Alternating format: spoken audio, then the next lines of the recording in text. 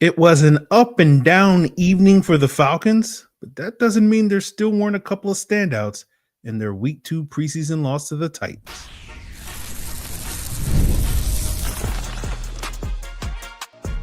You are Locked On Falcons, your daily Atlanta Falcons podcast. Part of the Locked On Podcast Network, your team every day. Welcome back, everyone, to another illustrious episode of the Locked On Falcons podcast, your daily Atlanta Falcons podcast, part of the Locked On Podcast Network, your team every day. And today's episode is brought to you by Monarch Money. Take control of your finances with Monarch Money by using code LOCKEDONNFL at monarchmoney.com, and you'll get 50% off your first year. So if you do not know me, I am your humble host, Aaron Freeman, a.k.a. Mr. Drew, a.k.a. Sirius Black, a.k.a. the Jolly Green Giant, a.k.a. the iron that sharpens the iron, a.k.a. Mr. a.k.a. And I've been covering the Atlanta Falcons for almost 2 decades, formerly at falcfans.com. RIP, still going strong on this illustrious podcast, coming up on 9 years this Thanksgiving as the humble host of Locked On Falcons. And I thank each and every one of you that goes strong with me as an everydayer. That means you make this podcast your first listen each and every day. And all you got to do to become an everydayer is subscribe or follow for free on YouTube or wherever you listen to podcasts. So today we are recapping the Falcons Week 2 23-20 loss to the Tennessee Titans in their second preseason action. We actually got a full game this go round. So we'll be breaking down all 4 quarters of action, talking about the ups, the downs, the guys that made the roster, the guys that may have hurt their chances of making the roster, all that. But let's start talking about what happened in this game, right? It was a sort of sloppy game, a classic Falcons preseason performance, right? Everybody was excited after, an energetic, aggressive performance from the Falcons last week against the Detroit Lions. And then it just sort of all that mojo that the Falcons had, at least as far as the preseason goes. All right. Well, we're going to get some of that mojo back when the real games start in September. But whatever mojo the Falcons had just it's right back to just classic, boring, inconsistent, unreliable Falcons preseason football. We got a bunch of penalties. We got a pick 6, not for the Falcons, but from the Falcons. We'll get more into Easton Stick's no good, not so great day. But 10 penalties in this game, a bunch of false starts, I believe 4 false starts, multiple holdings on offense. We'll talk a little bit later about the offensive line not necessarily stepping up in this game, but that was evident with some of the blocking. But overall, a very sloppy performance. We did not get the, pure precision passing of Easton Stick like we had last week against the Detroit Lions. It was very much an up and down performance. He did battle back in the third quarter, right? He wound up playing basically 3 whole quarters and then got some opportunity at the very end of the game with Emory Jones being knocked out of the game, trying to convert a 4th and 2 run late in the fourth quarter to get a comeback for the Falcons, and unfortunately suffering the helmet hit. No flag on that particular hit, but that knocked him out of the game. So Stick had to come back in. And unfortunately, we couldn't get that, magic stick, that mojo that Easton Stick had last week to get the sort of game-winning drive late at the end. But up and down performance from Easton Stick. He threw that pick 6 early in the game, double pumping on a pass to, I don't remember who the receiver was. Easton Stick so excited to pump for Penix that he was out here double pumping in the football game. It's like, Easton, save the pumping for the sideline, my guy. That's what you do between the games, not actually in the game with Michael Penix. And so he double pumped on a pass, threw late. Defender read it easily and just took it all the way to the house for a 53-yard touchdown. And that dug the Falcons into a hole. They were able to climb back into it a little bit in the third quarter. Stick settling down, got a big touchdown run from Nathan Carter on a 43-yard draw play on a 3rd and long, where that was basically the only success the Falcons really had on the ground all game in terms of giving the ball to the running back. You also got a special teams forced fumble for Tegan Quitoriano, who we've been talking about winning that, being the front runner to win that 3rd tight end spot. As we've talked about, that's a blocking and special teams position. We know Tegan Quitoriano can be an effective blocker based off of what he's done the last couple of years with the Houston Texans, and hopefully now in Atlanta, and showcasing that special teams ability, getting a big fumble there in the third quarter to help the Falcons climb out of their halftime hole. And then Easton Stick, the one big throw that he made, again, connecting with Chris Blair on a 52-yard touchdown there to sort of close out the third quarter. So an up and down performance for Easton Stick, depending on what side of the fence you sit on when it comes to, the Easton Stick squad. You look at the highlights, you look at the highs or the lows, right? There were lows, there were highs in this game. So certainly you got the whole spectrum, the whole bevy of just bad Falcons quarterback performance that we're so comfortable with seeing throughout the summer. It was just like, just give us a little bit of Kirk, give us a little bit of Michael Penix. No Kirk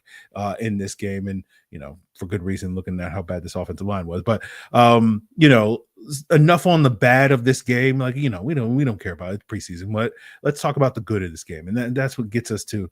We got to talk about James Pearce Jr., right? We got a couple of pressures from James Pearce, including one on the Natrone Brooks interception. We'll talk more about that play, that Natrone Brooks, and how that's going to help him make this roster.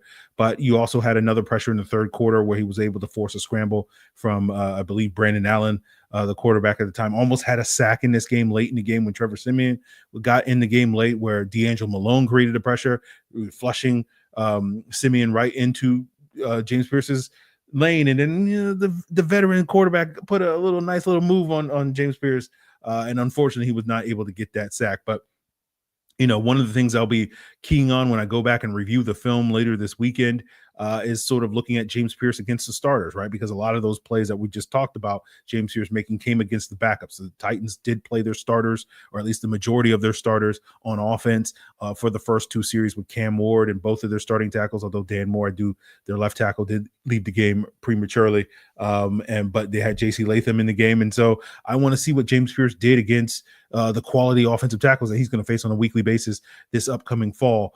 He did make a couple of moments, in those first two series, getting some pressure, but it wasn't necessarily the positive moments where, he looped inside on a stunt or whatever, lost contain on the outside. Cam Ward was able to get outside the pocket on one of those plays, and I think make a big strike down the field on one of those drives as well. And so, he was winning on stunts. That's something that we expect this scheme to really feature and really maximize with what Jeff Ulbrich was able to do in New York, and James Pearce, along with Leonard Floyd and Arnold Ebiketie. All these guys are guys that have been productive as that sort of looping guy on those stunts and whatnot. So not a bad thing to see James Pearce winning on a stunt, but certainly you want to see him, if he can win, one-on-one, going up against a Dan Moore, going up against a J.C. Latham, because, we're not going to see Tristan Wirfs week one, but you got Christian Darrisaw, you got Trent Williams, you got Deion Dawkins, you got Spencer Brown, you got some of these really good, Laramie Tunsil and whatnot. Some of these guys are going to be high-level pass rushers, and all the action, all the positives that James Pearce can get with going up against the Lathams of the world is going to prepare him for that level of competition, certainly early in the season. So we'll be interested to go back and watch the film, but certainly I do think, at least when the backups got in the game, you did see those standout plays where James Pearce was able to use his hands, use that speed rush, convert speed to power on some of those rushes and whatnot. And so want to see him do that against some of the starters in addition. Now, despite James Pearce having a very promising evening, we did not get any Jalen Walker in this game, right? He tweaked his groin. Raheem Morris announced after the game he was not suited up for this game, unfortunately. Mild surprise, but we learned that he tweaked his groin in the second day of joint practices against the Titans on Wednesday.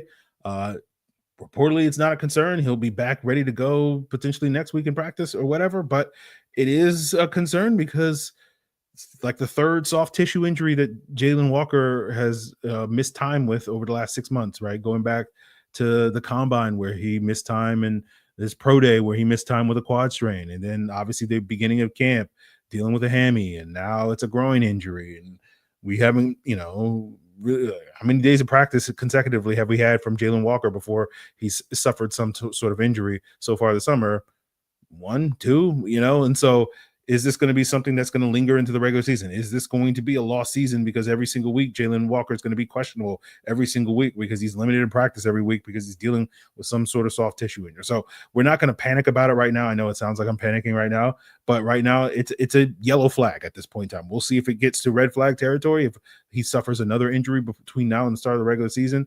Hopefully we got time I'm trying to do the math in my head. We got 3 weeks before, they have to play the Bucks. So that's plenty of time to heal and whatnot. But so far, we'll see. We'll see with Jalen Walker. So it's disappointing. It's a little frustrating. I'm sure he's frustrated with not being able to get out there on the field. But, it's just one of those things where it's like, is this going to, it's been a narrative so far for 6 months. Is it going to continue to be a narrative for the next 6 months is basically what I'm getting at. So with him missing too much time due to injuries. So that will be something that we're going to keep an eye on. And, we were asking a couple of weeks ago, it's like, is this a concern? And it's like, then it was like, oh, not yet. And, we're getting there. So we will see what, the status of Jalen Walker is, if he can make up the ground that James Pearce, that separation that James Pearce is getting early in this game. But, we talk about James Pearce, we talk about Jalen Walker, but the real standout of this game was none other than Natrone Brooks.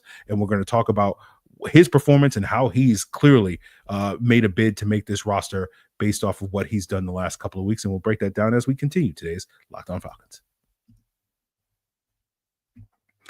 So I know a lot of people cannot name all the financial accounts or, even what they're worth, whether it's a 401k, properties, or investments. And when you don't have a full picture, you can end up leaving a lot of money on the table. And that's where Monarch Money comes in. It's an all-in-one finance tool that's going to bring your entire financial life together in one clean, easy-to-use interface on your laptop or on your phone.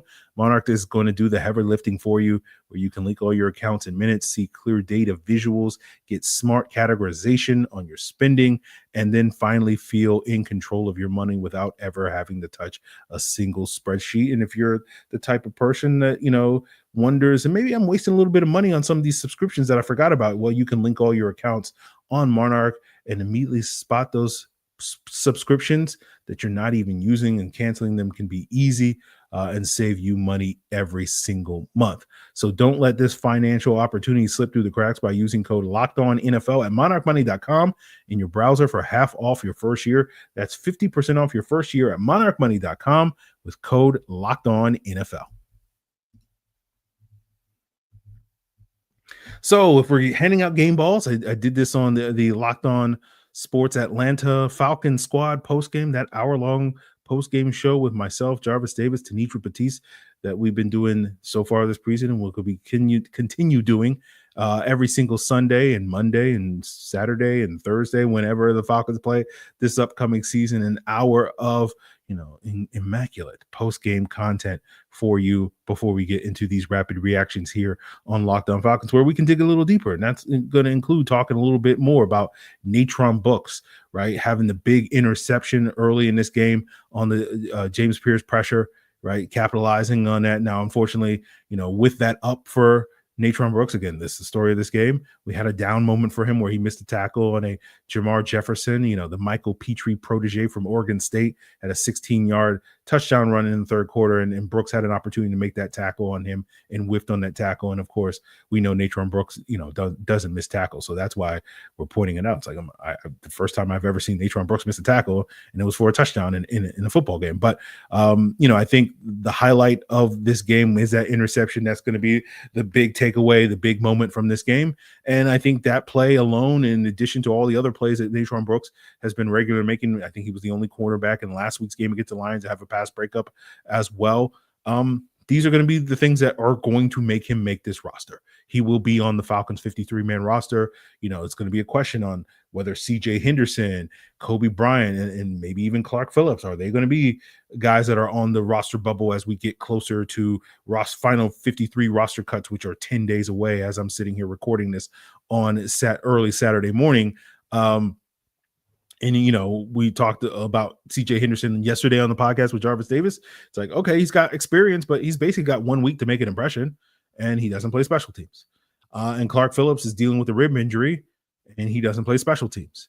And frankly, in my opinion, because Natrone Brooks does play special teams, Falcons can only really afford to keep one cornerback as a depth guy that is not going to contribute on special teams, is just going to hang out on the bench whenever the Falcons need him. They've made space for that role for Clark Phillips the last couple of years. Will they continue making space for that? I think that's the case. If push comes to shove between Clark Phillips and CJ Henderson, I think one of those guys will make it. And I think Clark Phillips is clearly going to be the guy that they will give the benefit of the doubt, given the draft investments that they've made in him. And, unless CJ Henderson can go out there against Dallas next week and really, make a very positive impression, he may be certainly on the roster bubble in that regard. And then with Kobe Bryant, he's dealing week to week with his hamstring injury. And that probably means we will not see Kobe Bryant play again in the preseason unless he can, quickly recover next week ahead of Dallas game. And that probably means that Kobe Bryant is probably not going to make this roster at this point. I know the undrafted superstar that everybody was convinced was going to be a starting cornerback. And I don't throw this to throw shade at Kobe Bryant. I'm throwing shade at all the Falcon fans that were convinced that this guy was going to be a starter sight unseen heading into the summer. But we'll see with Kobe Bryant if he can stick on the practice squad. Maybe he'll get put on the short-term IR and then maybe have an opportunity to come back in October or whatever. So we'll see. But, these injuries gave Natrone Brooks a clear path to making the roster, and he's fully taking advantage of it. Is all that to sit here and say. As I've said many times on this podcast, he has been a preseason superstar. He was a preseason superstar last summer. We didn't get a lot of positives from last preseason, as I recall it, in terms of the performance in the games. But Natrone Brooks was one of the few positives with his physicality, with his toughness, his ability to play special teams, his ability to make plays on the ball, his ability to play inside and outside. I mean, this guy is the perfect backup cornerback, right? Everything that people want Clark Phillips to be, like Natrone Brooks, to me, goes out there, at least in August, and shows this is what I am capable of being, the perfect backup that can contribute on special teams, that can play outside, that can play inside, that can stuff the run. Again, no one's going to sit here and tell you that Natrone Brooks is coming from Mike Hughes' starting spot, unlike other, lesser undrafted free agents. But certainly as far as being a high caliber backup, I think he's shown what he brings to the table. Now, another guy that continues to impress in the preseason is Chris Blair with a 52-yard touchdown, as I mentioned earlier, showcasing that big play potential. And again, you just imagine what Chris Blair can do with Michael Penix. I know they were not necessarily on the same page in that Washington game last year, but it's like, hey, we got it's a brand new year, baby. It's 2025 now, man. And you get Chris Blair and his vertical speed, something that the Falcons don't necessarily have a ton of, at least in terms of having a big guy that can run fast. They have big guys. They have guys that can run fast, but they don't have a big guy that can run fast, and Chris Blair potentially brings that. And you look at the rest of the wide receiver room, again, all these guys had moments. Dylan Drummond, after a strong performance against the Lions, was less effective against the Titans. Continue to showcasing maybe he's more of a running back in terms of, anytime he was asked to run a route beyond 5 yards down the field, it was a little suspect with Dylan Drummond in this game. Now, Easton Stick, I think, missed a big-time throw to Dylan Drummond. That wasn't necessarily on Drummond in that particular play, but there was a couple of other times where down the field routes, like, Dylan Drummond's ball tracking ability and ability to catch the ball were a little questionable. So, I think Drummond's still in the mix for that wide receiver spot, but it does feel like Casey Washington has locked up that wide receiver 6 spot, right? He was not active on Friday night against the Titans. And as we discussed going into the week, there's going to be a couple of players that played in that Lions game that will not play in this game. We'll talk about a couple of those guys a little bit later. And that will be kind of telling on us in terms of these guys have locked down a roster spot. I think Casey Washington clearly has done that. But, Chris Blair is a guy that could potentially challenge him. Nick Nash and David Sills had a couple of moments working with the starters. It was Blair, Drummond, Nash, and Sills. That sounds like a country duo or something like that. And I think those guys are kind of the front runners between like if we're assuming Casey Washington is wide receiver 6, those guys are wide receiver 7 through 10 in terms of being the front runners for practice squad spots. And the question is going to be, will the Falcons keep more than 6 wide receivers heading into the season? And maybe a lot of that's going to depend on what is Darnell Mooney's status heading into week 1. If Darnell Mooney is back and healthy, ready for week 1, then the Falcons probably can just afford to keep 6 wide receivers on the roster, which is what we've been projecting the whole time. But if Mooney's status is a little up in there, they might keep an extra body and keep 7 wide receivers on the roster. And that's going to really, I think, open the door for someone like Chris Blair, especially to potentially make the roster. But speaking of making the roster, Younghoe Koo locked down his roster spot. If anybody was concerned about that, we'll talk about that, as well as some of the other sort of observations in terms of looking at the depth chart and who played and who didn't perform and whatnot as we wrap up today's Locked On Falcons. So today's episode is presented by Yahoo Fantasy. With the NFL season upon us, fantasy football is back in full swing, and Yahoo Fantasy is turning things up with a fantasy football experience like never before. This year, I'm on a Yahoo Fantasy League, and you should be too. Whether you're a first-timer or a veteran making their millionth league, I've been a Yahoo Fantasy user for many, many years, almost 20 years at this point. And the updates that they're rolling out this month are, pun intended, fantastic. To celebrate 28 years of fantasy football greatness, Yahoo Fantasy is dropping 28 big new features over 28 days throughout August. To kick it all off, they just dropped the Yahoo Fantasy Guillotine Leagues, a killer new way to play fantasy football on Yahoo with the lowest scoring team getting eliminated each week until there's just one team left standing. And with the season around the corner, now's the time to get your league together and give this new mode a try. If you're into the classics, you can still play a head-to-head private league or join a public league. So stay tuned for more killer announcements and start playing Yahoo Fantasy right now at yahoofantasy.com/lockedonnfl. So Younghoe Koo connected on his 2 field goal tries of 39 and 42 yards. Certainly neither as impressive as the 57-yarder that Lenny Craig booted last week. We did get to see some of Lenny Craig tonight on some kickoffs. He was contributing to the penalties with one kick not landing in the landing zone. But, I think the question we had going into this game was, would Koo play well enough to solidify his spot, right? We know this is a kicker batter that is his job to lose, and I think he did, right? Making both of his field goals. There was part of me that was a little nervous, like, okay, is Younghoe Koo going to miss a chip shot, and then this is going to be a thing? But no, that was not the case. And so, barring some epic collapse, but among Younghoe Koo over the next week of practice, because I don't think we're going to see Younghoe Koo play against the Cowboys. It's probably going to be a Lenny Craig game. He's pretty much locked down that kicking spot, and Lenny Craig is destined to be a practice squad guy. We'll see. Again, because he's an international player, once he lands on the practice squad, he'll be, unpoachable by an opposing team. But I do believe that the rules do allow that he will have to clear waivers. So that will be something interesting to watch if the Falcons are concerned about that, particularly if he goes out there next week against the Cowboys and kicks really well. So we might see something along those lines. So that will be potentially a topic of conversation. Do the Falcons just kind of hang on to 2 kickers at least through week 1 to make sure that, Lenny Craig, no one poaches him off of waivers or something like that. So that may be a conversation that we will have, but I'll have to check the rules on that one. But, Koo showed the consistency. We know he doesn't have the huge monster leg, but the consistency is what ultimately matters. Now, a couple of other guys that did not participate in this game that did play in the Lions game last week. As I mentioned, Casey Washington was one of those guys. DeMarco Hellams was shut down. So we'll see if we get some injury updates from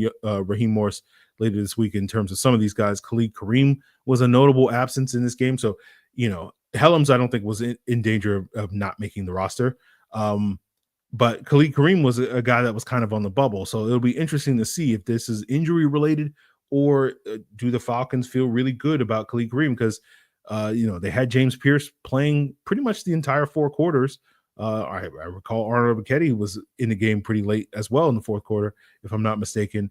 And so, we talked about this last week or a week or 2 ago about them needing to potentially add bodies on the defensive line to get through all 3 of these preseason games, or else they're going to potentially have some of these young guys that they want to keep on the roster.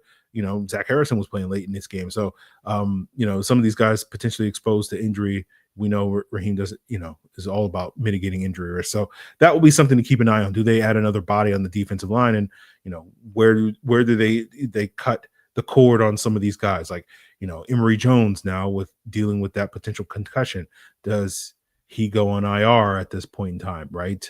And that would shut him down for the season, because for those of you that don't know, if you go on IR before final cuts, which is August 26th, that means you are not going to be eligible to return from the injured reserve at that point in time. So, these are the roster maneuvering that we might see the Falcons do, just throwing some spitball on some of those things. But a couple other guys that did not play in tonight's game but are related to injury. We found out that Jalen Walker was one of those guys. Taquan Graham dealing with, I believe, a calf injury. Kobe Bryant dealing with a hamstring injury. Those guys did not play in this game, in addition to all the other starters that did not play last week as well. Another thing that was notable in this game, we did see TJ Yates take over play calling duties for Zach Robinson in this game, with the Falcons doing something that the Rams have done. I know the Rams did this in the past when Zach Robinson wasn't a play caller, but got play calling opportunities in the preseason, just as sort of testing the waters, getting those reps in.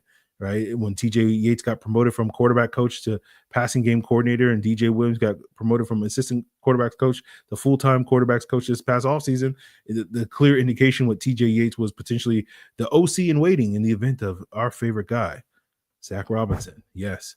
Getting a head coaching job based off of the incredible job, the impeccable job that we all know that he's going to do this upcoming season.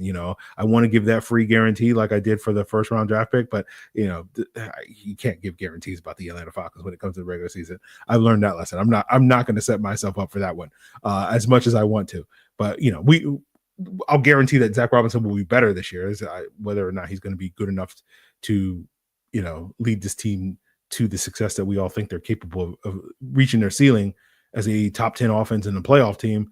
I'm not going to guarantee that. That's I know you guys want me to, but I just can't do it. I can't do it when it comes to the Atlanta Falcons. So, I will not guarantee any regular season success when it comes to the Atlanta Falcons. I've learned that lesson over and over again. I don't want to get your hopes up. I don't want to sully the free guarantee when it comes to that. But last little tidbit. We got an improved performance from the second string offensive line from last week. It was, probably an F, D- last week. This week is a D+, right? We'll take that. We'll take that. Like you look at the box score, they ran for like 115 yards. You're like, hey, but the running game was there. It's like a lot of that was on one play, that 43-yard run by Nathan Carter. I need to double check the stats, but if you look at the running back carries outside of that one run, right? They were averaging like 2 yards a carry. So again, that's better than 1 yard a carry that they were averaging last week. So hey, again, D- to D+, baby. Run game upgrade. But we saw the demotion of Brandon Parker, which if you listen to this podcast, you could have seen coming a mile away because we were like, Brandon Parker, what are you doing? It didn't look great for the second string offensive line. Joshua Gray got the start at left guard.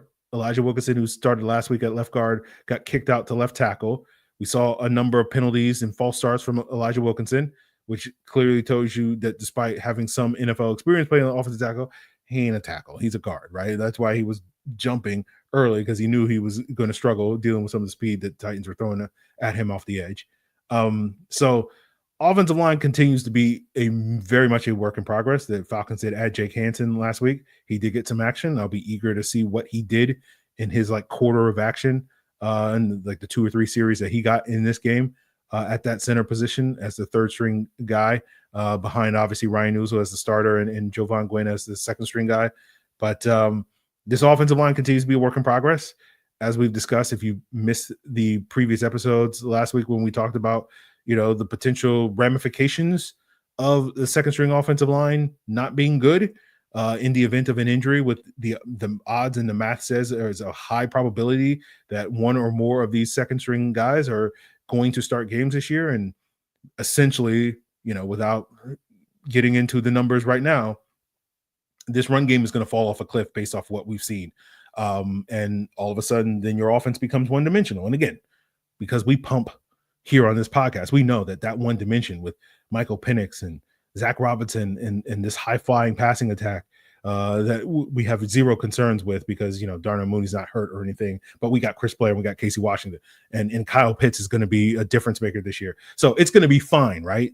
We know that this this passing attack, pass rush, Falcons and pass rush. No, we know this passing attack is going to be great this year. So they'll be able to compensate when this running game falls off a cliff because of an injury this upcoming season. So it'll be fine, but it'll still be a concern. So just want to point that out.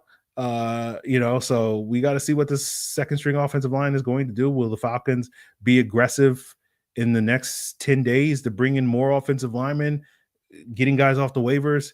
The reason why, it's especially disappointing just because it goes back to a conversation we had in March where the Falcons were very proactive with, hey, we're going to re-sign Brandon Parker and Kyle Hinton and Elijah Wilkinson and all these guys. We're going to run it back with all these guys. And it's like, but why? And the game so far is like, yeah, man, your trust in your ability to maximize these guys is not being manifested on the football field. So, it's like, man, could we have added somebody at another position that could have helped us, or at least a capable offensive lineman back in March. We had his spending money, so we'll see on that front. But yeah, man, second string offensive line still a work in progress. But hey, D- to D+, man. And, that means we might even get a C next week against the Cowboys. So, hey, it's trending up, baby. It's trending up. So we'll leave you on that positive note, guys. Appreciate you for tuning in on this rapid reaction. We'll be back with more probably Sunday evening on YouTube and Monday on your preferred audio feeds for, what the film said from this game. And so we'll get into that on your next episode of Locked On Falcons. So continue to be every day. Make us your first listen by checking us out on YouTube or wherever you listen to podcasts. And if you missed any of the hour-long breakdown, go check out Locked On Sports Atlanta, Falcon Squad, a post-game show as well. We'll be back on Monday with Tori McElhaney to get her insights into this Friday night action against the Titans as well on Locked On Sports Atlanta and, of course, on Locked On Falcons as well.